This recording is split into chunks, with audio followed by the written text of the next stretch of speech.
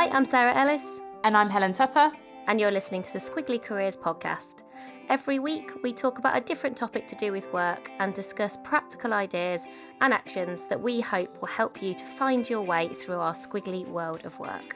And as you'll know, if you're a regular listener, the past few months for Sarah and I have meant quite a lot of time working and getting ready for our TEDx talk, which is now live and you can watch it and, go to Instagram at Amazing If and you'll find that. If you haven't seen it, we would love to get your feedback.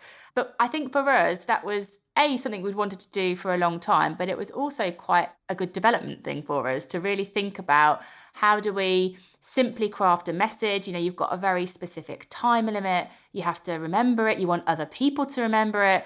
And the TEDxLondon women team were just amazing in helping us to craft that talk and keep us motivated and give us really, really good feedback to make sure it was the talk that we wanted it to be. And we thought that there was a lot of their experience and wisdom that they shared with us for that talk was actually also really relevant to how you do presentations at work, because obviously we're not, no one's doing TED Talks all the time. And, we don't present like that all the time, but there was a lot that we learned that we have applied. Like, we've kept going back to making our messages simpler, I think, since then. And even in our writing, some of the things that we've learned about how to craft a message have influenced how we write for our book, for example. So what we wanted to do was share some of that wisdom with you. Rather than us do it, we thought we'd bring the experts in. So today you're going to hear from Maryam Pasha, who is the director of TEDxLondon, and she's going to share with us her insights and advice about how to apply some of the things that she's learned from TED to more of our day-to-day reality at work, whether it's a presentation on Zoom or at some point when we're back in a room with our colleagues. How can we apply those insights? Maryam not only curates and directs all of the TEDxLondon speaker events, she's also the founder of X Equals, a business that specialises in speaker coaching, pitch coaching, and event production.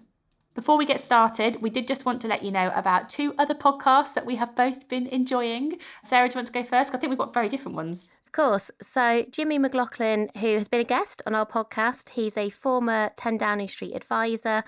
You might have heard me talk before about his podcast, which is called Jimmy's Jobs of the Future. And he's got a second series out now, and he interviews some really interesting entrepreneurs.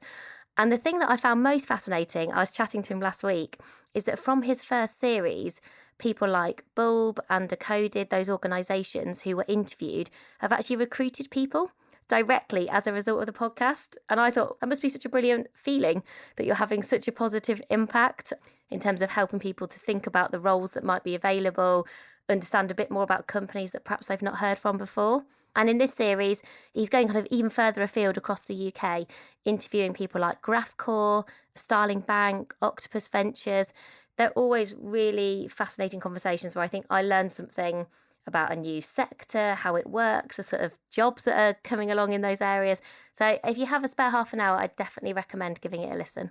And my recommendation is the podcast Delicious Ways to Feel Better, which is hosted by Ella and Matthew Mills. I'm actually a massive fan of Ella Mills. I have like every single one of her recipe books. It's very my food, and it really is. it really is my food. Energy balls and granola. If I could exist off that, I will. They actually don't talk much about energy balls and granola. They talk much more about mental and physical health on the podcast. It's everything from routines. They've got a really good podcast about routines that's just been released, and they also talk about relationships. It's a really broad spectrum, but it's all about, I think at its simplest, it's about like helping people cope. Some of it's with work, some of it's with life. They do things on body image, they do things on stress, but I think they just have obviously there's a really nice dynamic in a husband and wife team, but they also just have a really honest, friendly and open conversation. So if you think that maybe you haven't listened to it before or that sort of thing sounds interesting, you can just find that. Wherever you find Squiggly, you can find Delicious Ways to Feel Better. We'll be back at the end of today's episode to tell you a little bit more about the Squiggly Career Advocates Awards that we've got running at the moment. So if you don't know about that, make sure you listen to the end, because we have got some brilliant things for 100 people, really exciting awards programme that we are running. But I suppose we should get started and introduce Maryam.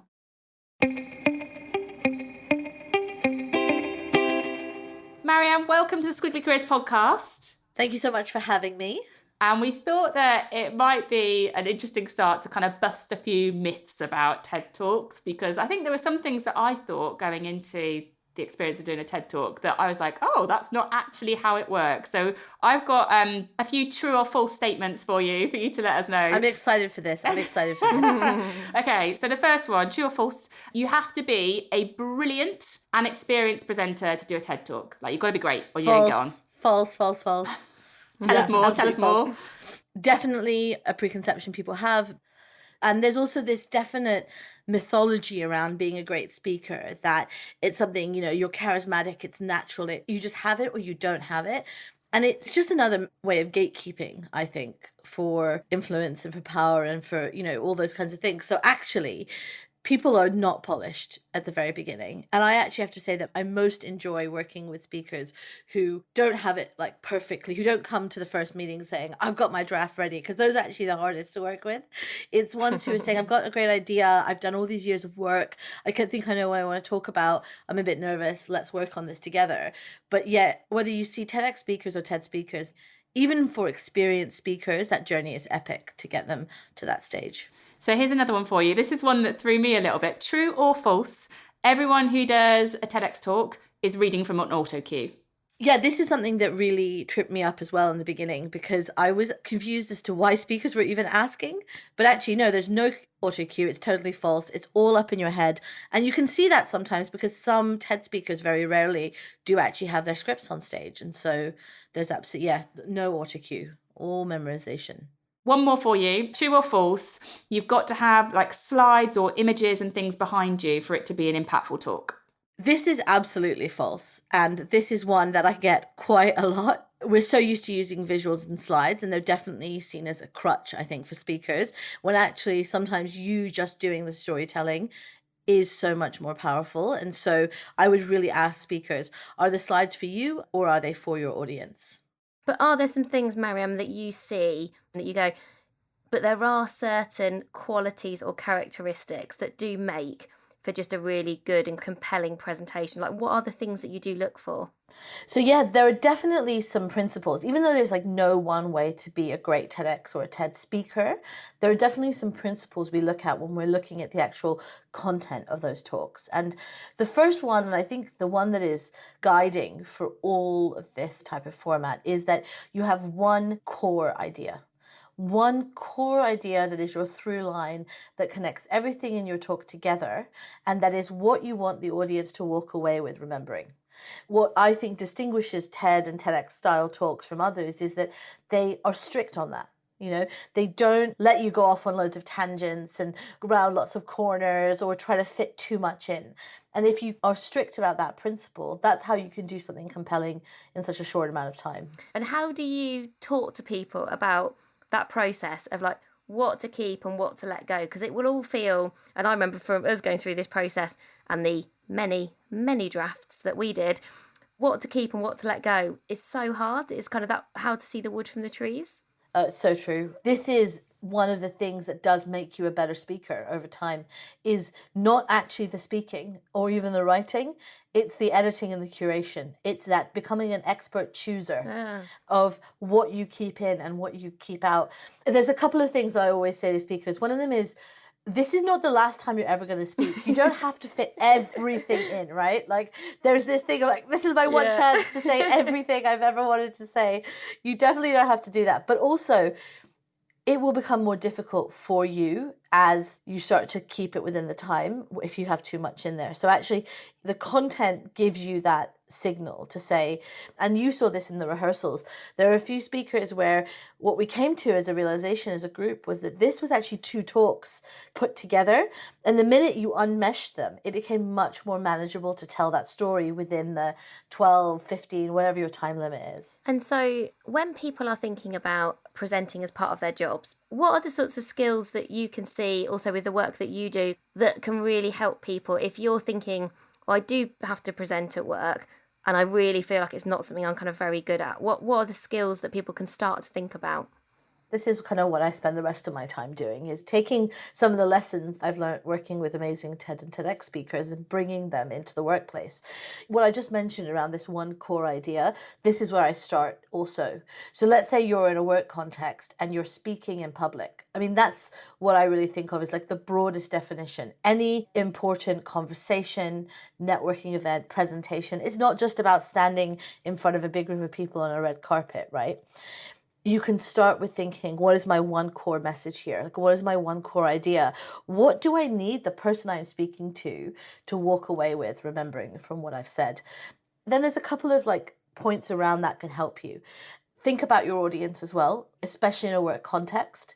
Why are they listening? Why are they there? What are their priorities? And how can you make them care about the thing you want them to care about, right? How do you bring those two worlds together? And then there's the fourth point is around storytelling. Bring your more abstract ideas to life with storytelling so that people have like something to hook onto. If you want people to remember you, they're going to remember a story rather than this kind of standalone abstract idea. So use the story, the example, the analogy to bring that to life. It will make it more memorable, and it will make it easier for you to get people to really leave doing what you want them to be doing, thinking about what you want them to be thinking about. Yeah, and I think so often the kind of temptation at work is we're trying to communicate so much all at the same time, and we think perhaps we've got a limited amount of time with these people. Perhaps you're presenting to some senior people and you think, right, I've got to get through all these 10 points. If I don't get through every slide, I've not done a very good job. And I think if we can sort of release people from that and kind of go, what's the one thing? In a week's time, when I ask these people, like, what do you remember about what I said? They're probably only going to remember one thing. So what I actually just need to do is a really good job of communicating that one thing, of showing that I care about that thing and trying to bring it to life through examples. And again, I think storytelling sometimes gets misinterpreted a bit as I need to craft this incredible story. And that can feel really daunting. And I think, the word storytelling feels quite big. Whereas I think what we're talking about is just small examples a lot of the time that just show people what you mean. Oh, absolutely. I mean, I had this like shocked moment once where someone was working actually with some coaches around some public speaking, and they were trying to teach everyone to fit their idea into the hero's journey. And I just thought to myself, this is just like, why would you do this to people? This is so hard. An epic hero's journey that people, that some of the best writers in the world struggle to write on, and you're trying to get this poor person who's writing about their quarterly report to fit it into the hero's journey. This report, I'm an absolute hero. Right? Like, that is not what it's about. There are loads of structures and things you can learn, but really it is that. It's what brings what you're saying to life. A case study, even a piece of data is a great way to do that, right? Storytelling is like one of those other words that I always have to define when I'm working with people. Is it's not just fictional, this thing happened to me and now or like a direct personal experience. It can be all these other things. So can we talk a little bit about presenting in confidence? I don't think that all TED or TEDx speakers start off as like super confident presenters, right? Some of them, and I can see that in the rehearsals that we did, some people are nervous from the outset and they've got the story and they've got the idea and they've got the passion, but they don't start confident. So how, in your experience, does someone go from being a nervous presenter or somebody that has that as a confidence gremlin to somebody that can stand on that red spot, talk to an audience confidently about their story? Is there a process, or is it just practice? Yeah, this is that thing about, are you just a naturally great speaker if you do TED? This is another thing that we definitely work on. So for me, confidence is two things. One is knowing what you're talking about and feeling confident in your content.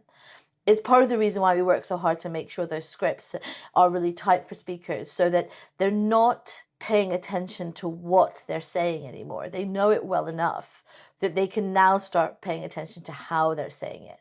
But you can't go straight to the how. You have to start with the what. For me, at least, content is everything, right? I recently rewatched Malcolm Gladwell's, one of his first talks on, it was a happiness, choice and spaghetti sauce, I think it's called. Oh man, like, talk about unbelievable. Here's this guy, he looks like he hasn't slept in a year, right? Or brushed his hair, like, and I love Malcolm Gladwell, no shade. He is on a stage that looks like it's someone's garage, full of wires and crap everywhere. The quality is terrible. It's like almost unwatchable from today's standards of 4K HD. And then he starts talking and his content is so compelling that you listen to all 18 minutes of it without thinking once, well, when is this going to end?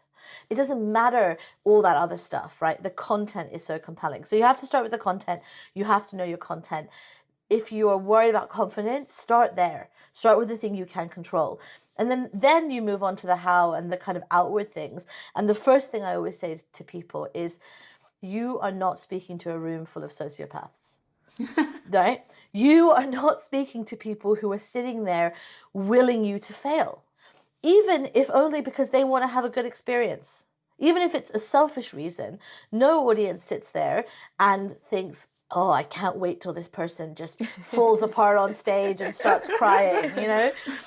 So then there's a whole bunch of stuff you can do with nerves, and from breathing to having a mantra to building a little ritual for yourself. Start with the content, realize that those people are probably just saying, wow, it's really brave of this person to get up there and speak. And then also realize that all that stuff you often feel on the inside, the heart racing, the voice, people can't see it from the outside. It's all up here. So sometimes you just have to power through it and then realize after a while of doing it that no one actually sees any of that stuff. I still get it. I mean, 5 minutes before every TEDxLondon event goes live that I'm hosting, I have this moment like someone's kicking me in the stomach. And I think, oh, this was a terrible idea. Like, why did I agree to do this again? Like, whoa. And I feel like I'm going to throw up. And like, I've been doing this for 10 years, but I know that is how I feel 5 minutes before. I let it pass and I do my thing. Maryam, I'm really interested to know. I think people often don't struggle necessarily with preparing for presentations, especially when they're nervous, because what's our response to being nervous? I'm going to over prepare, if anything. We're going to put all of our energy and effort into that. And I think some of the things that we've talked about will help people with, well, how do you helpfully prepare versus over prepare? And I think there's probably a difference. What happens if you are, whether you're in a team meeting with 4 people or whether you're presenting to 50 people for the first time, you forget your words. You do forget what you're going to say, or you stumble. And so for me, just to give an example, often if I stumble or get something wrong, I go red. I blush naturally, I'm a blusher. And so I also have a physical reaction, and you can never anticipate it because you never know you're going to forget it, but maybe you make a mistake or just something goes a bit wrong, something throws you essentially. And then in that moment, like, what would you say to people in terms of how do they recover and keep going? Because I think that's one of the things that people really fear. People can anticipate all of the scenarios that what could go wrong, what might go wrong. And I think that also contributes to this fear that people have. What can people do, like, in that moment, something goes a bit wrong? How do we respond? There's like internal and external things you can do. Internally, it's really important not to beat yourself up because that is going to throw you off even more. So not getting angry at yourself for making a small mistake, right? We're not robots. It's actually very human to stumble, and it's better. There's a reason we find like robotic voices slightly disarming. They don't make any mistakes. They never pause. They never go so actually you have to do whatever work you need to do, which is often tied up with a lot of other stuff, which I'm sure you've covered in other episodes around not beating yourself up. Everything else I'm going to tell you right now doesn't work if you're beating yourself up. That's number one, right? Internally. Then you have your like strategies. The first one is always have a safety net somewhere, right? An index card, a set of notes. Depending on the situation you're in, they can be in a pocket, they can be on a lectern, they can be on the table. Knowing that's there often stops you from worrying. So just have it there. And then in that moment, I got a really good advice from a friend of mine who's also a public speaking coach. He said, you can't jump over a ravine from the very edge. And when you stumble, that's what happens. Like a ravine is created in your content, and you can't just stand at the edge thinking, oh, what's next? Like I need to jump over it. Take a few steps back in your mind and just rerun the last thing you said. And while you're doing this mentally, you can take a breath or have a drink of water or walk a little bit. Like the momentary pause to take a breath or to have a drink of water seems like ages for you. An eternity.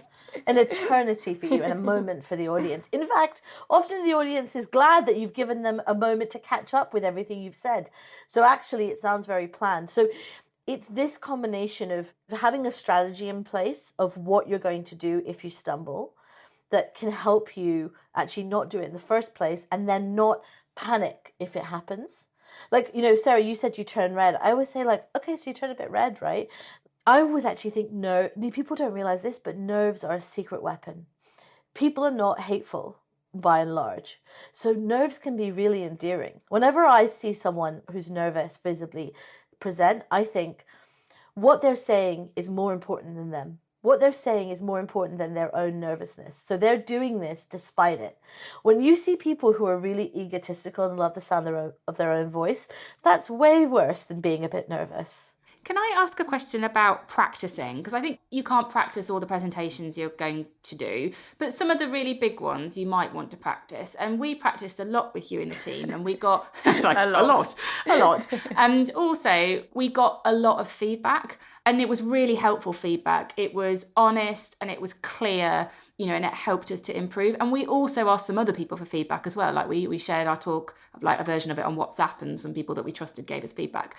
If somebody wants to give someone feedback on a talk, like if you're going to practice it and you're going to give someone feedback, what do you think you've learned about giving feedback to people in a way that can help them? Because obviously it's quite sensitive, it's quite vulnerable to practice and get feedback from someone, and you give feedback to so many people. So how do you do it well in a helpful way for people? Two things. First of all, I would just say that me giving feedback is different than other people giving feedback. I know that sounds like awful, but like your personal trainer giving you tips on how to do whatever it is that you might want to do in the gym, whether that's like fitness or strength or whatever, is going to be different than your friend saying, hey, I saw this cool video, right? So I always do say to people, like, I'm going to give you both advice and feedback because I've seen hundreds of talks and I'm going to do it in a way that works. But I always say when you're asking for feedback from others who don't do public speaking as their day-to-day, don't ask them for advice. Ask them questions like, did I hold your attention? Where did your attention waver if it did? Could you follow my train of thought? What is the key thing you took away from this? Were there too many examples or not enough? So do you see, those kinds of questions are more about your experience as a listener than they are advice for what you would do if you were speaking, which is the most way people give feedback, which I think actually. And the reason I'm so angry about this is because it's incredibly derailing, and I see it happen to speakers. Like sometimes I work with a speaker, we'll have this incredible piece of content. They'll be like, I'm like, okay, go get some feedback, use these guidance questions, etc. They'll go and they'll come back and the talk becomes a mess. And I'm like, what happened? And they're like, oh, well, this person told me that this was important and that I should do it this way and that this bit needed more of this, so I should do it this way. And I was like, okay, but they're not speaking, you're speaking. So feedback, when you're asking for it, ask for the things that the listener is experiencing. And when you're giving it, give feedback as a listener, not as the writer or the speaker of the content. So before we get to best pieces of career advice, which we always ask our guests, we thought we can't really do this episode without talking about our favourite TED Talks, which I actually think might be the hardest question we've ever asked a guest, because clearly there are so many brilliant ones. I think I've changed my mind about 10 times. Even though I wrote this question, I was like, we should definitely put this question in. And then I was like, oh, but I don't really want to answer it because it's too hard. So that's such a Sarah thing, to write a question and then be like, then to overthink the answer. Yeah, that is it's very me. So we'll make you go first, Maryam. What's your favourite TED Talk if you had to pick one? Right. Okay. I have one. I'm going to tell you that I update mine every few years. Okay. Because there's no point, like, there are classics and they're everyone's favourites. Okay. I would say in the last couple of years, the favourite one I have is called How to Deconstruct Racism One Headline at a Time. And it's by this incredible speaker named Baratunde Thurston. It is about race in America, but it's more than just about that. There's so much in this talk, from the way it's structured to the way that visuals are used so effectively in a way that I've kind of never seen have so much power, to the storytelling, to the vulnerability and honestness, to the fact that it really gives you a way of questioning the way race is talked about in society and in the headlines in a very practical, almost like, you know how racism, there's like that overt racism, and then there's that kind of insidious stuff that we don't even always know how to pick out. It helps you pick that stuff out, and I think it's just amazing. So that sounds like a must watch. Helen, what's yours? Mine is Liz Gilbert doing the talk around your elusive creative genius. And I think I read her book, Big Magic, before I watched her talk. And it feels like the precursor to her book, Big Magic. But what I love about it is she comes on stage and she's kind of like, her hair is a bit messy. And she's got this like giant black jumper. Like, she's not thought, I'm speaking on a TED stage and I need to really like have this amazing outfit. She just goes on that stage and she just sort of talks her truth, I would say, about creativity and where it comes from and how you have to catch it when it comes, because it's like this gift. And I watch it and I love her and I love what she says, and it just makes me want to go and write and do something creative. Like, you watch it and it sparks creativity. It's brilliant. I love it. Makes you feel optimistic, right? Yeah. It's amazing. Yeah, and I think that mine is sort of it's a more practical one, but certainly I really like it. And to your point, Maryam, I think I go, not maybe one from all of TED Talks, but in the last couple of years I've watched and rewatched, which is called The Human Skills That We Need Right Now by Margaret Heffernan. And she's done actually quite a few TED Talks, and I think it's because I want to be her. So I think I've chosen someone. And so, I mean, she doesn't really probably know this, but I came across her work, was introduced to her. We actually did have her on the podcast in lockdown 1 as the pandemic started, talking about Uncharted, her book.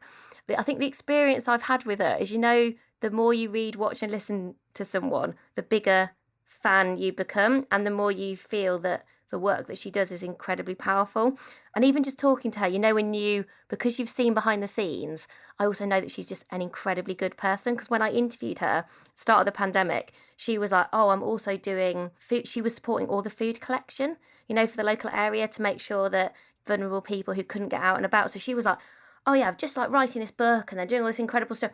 Yeah, I'm just going to go and help like Doris down the road and this. And I was like, oh, okay, so you're basically running your village that you live in England. You've been a CEO in Silicon Valley and you've done all this work that's kind of really powerful. So I think, yeah, with Margaret Heffernan, I sort of watch it and go, that's who I want to be when I grow up. I would like to also be her, Sarah, alongside you. Maybe together. I love her, and I got to see her deliver her last talk live. Did you? And because I'm not a geek about famous people, like it doesn't bother me. Yeah. But I have like geeky people that I'm like, I get starstruck around, and she was one of them. And when she came on stage, I just was kind of like gripping the handles of my chair, just being like, oh my God, this is one of my favorite people. So yeah, I'm so glad to hear it. She's all around amazing. And then just to finish, really interested to know if you were to give our listeners a short piece of career advice, either some advice that you've been given that's really stuck with you, or just when you get asked this question, which I'm sure you do actually by lots of people, something that you think just will help people to navigate their squiggly career that a little bit better. Okay, mine is probably a bit out of left field, but we love a bit of left field advice. Choose who you decide to spend your life with very, very carefully. And I think this is especially true for women.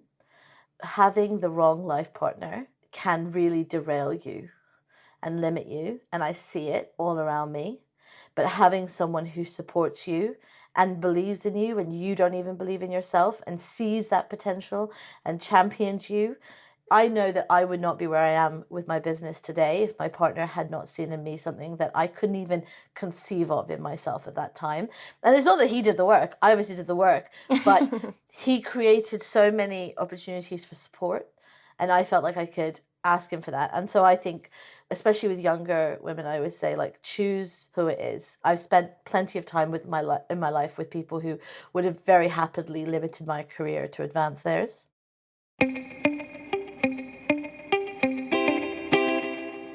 Thank you so much for listening today. I really hope you found that episode useful and that you got some hints and tips that you can apply into your day-to-day role, whether you're doing a TED Talk or not, or whether you plan to do a TED Talk or not. If you have 5 minutes to do us a quick favour, of course, we'd love you to rate, review and subscribe to the podcast. We're at 493 ratings, which I don't like as a number. It's too much of an odd number. I need us to get to 500. So 7 people. I need 7 people to go on and give us a review or a rating, please, if you wouldn't mind. Please. That was a very genuine please. Do you know, I was scanning through our reviews and somebody's even said, I hope this gets you closer to the 500. Because I keep going on about it. It's nice. a really arbitrary number that doesn't mean anything, but you know, when you just you've got to aim for something. So there you go. I'll be really happy when we get to 500. Yeah. And then she'll talk about 600 and 700, everybody. Oh, no. After 500, you've got to go straight to 1,000, I reckon. Okay, there we go. I don't think we're going to stop talking about this for a while. Just before we do say a final goodbye, just a quick reminder of our Squiggly Career Advocates Awards. So we wanted to recognise and support 100 people who are helping other people with their careers. Our mission is to make careers better for everyone, and we recognise that that is not something that you do alone. And we've seen over the past 8 years the difference it makes when people help other people with their career development, where they take content from our courses and exercises from our book and tips from our podcast, and they share it with people to help people with their development. So if you are doing that, you know, whether it's using our stuff or you're doing it yourself, you know, maybe you're mentoring people or maybe you're managing people in a way that helps them to explore their possibilities. If you are helping people with their career development, we want to help you, and we're running the Squiggly Career Advocates Awards to do just that. We're giving 100 people 12 months of free learning with us. That's sessions that Sarah and I are running. That's exclusive content that we'll provide for you, everything to support you, to support other people effectively. The information is on our website. So you can go to amazingif.com/advocates, and we will also put the information in the show notes and the link in this podcast. If you can't find any of that stuff, just go to Instagram @amazingif and you'll see it on our feed there. But yeah, we'd love you to enter. They're open until the end of March. So thanks so much for listening. We'll speak to you again soon. Bye for now. Bye everyone.